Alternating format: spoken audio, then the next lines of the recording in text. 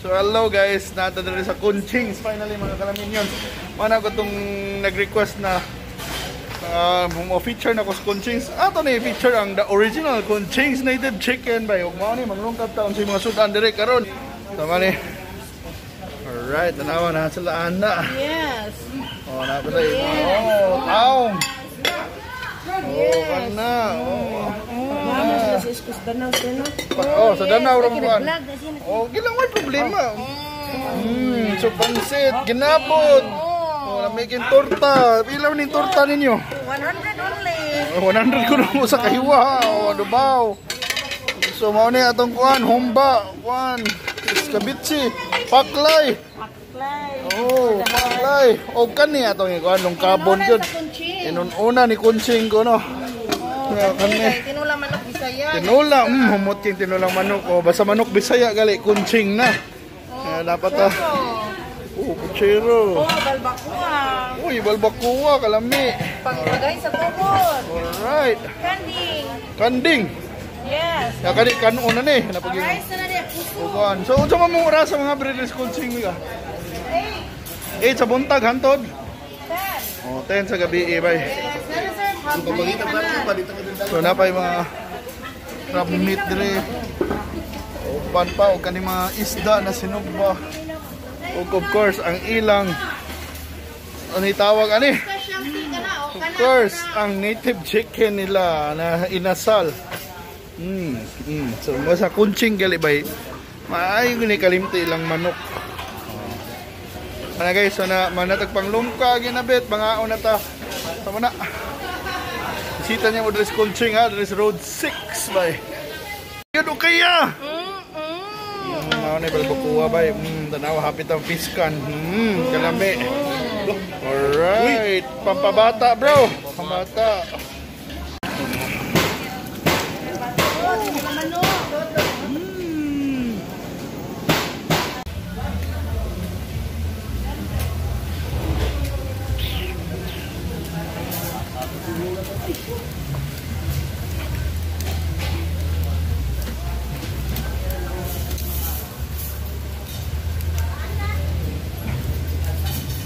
This Conching rice, avocado, buko, guyabano, mango, chocolate, banana, tag 80 pesos ra.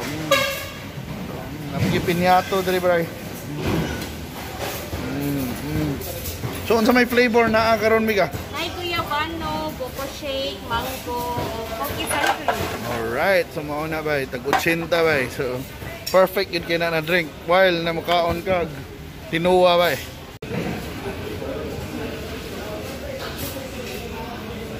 Jackson. Kaya may idea na bahala ko.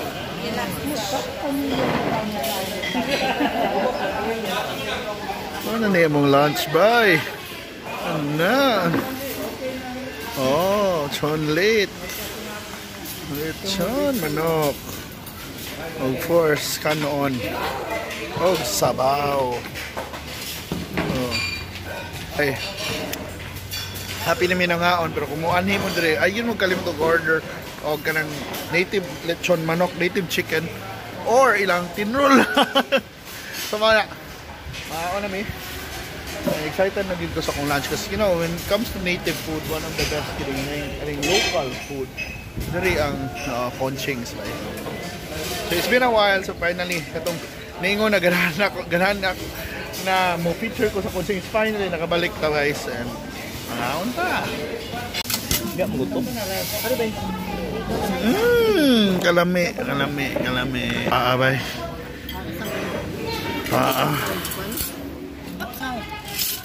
Asan lepit? Mukhang ilad-ilad ng Carlo.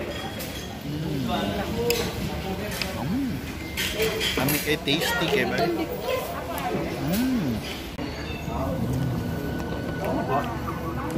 Halo. Awar ko. Emang gibaputos?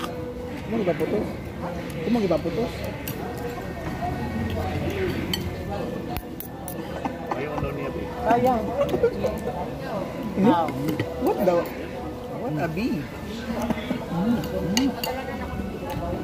Huh? The audacity. The audacity. Babe.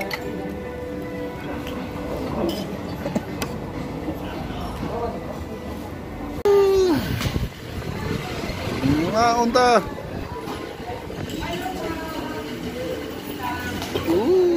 Wala mong kuyog ba yung kaon ba? Kilala mo anak ba eh? Oh.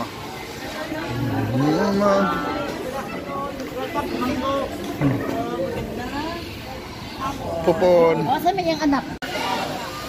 Mag-invite video. Alright, mag-conching. Hi! Joaquin! Lingko dyan niya ko yun. Si Emma lang, ganang ang bulak. Ano po bang kukuan? Oo, wala. Di pa, lingko dyan. Baka nasa sila. Ika lagi. Alright, look at that.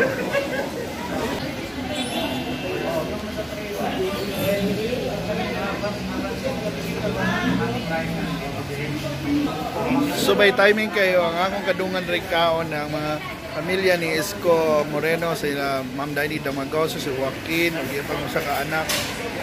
Enjoy it kayo sila rin sa native chicken rin sa Conching, of course. So, wala. Awa sila. Enjoy it kaayo. Happy kayo sila mga on.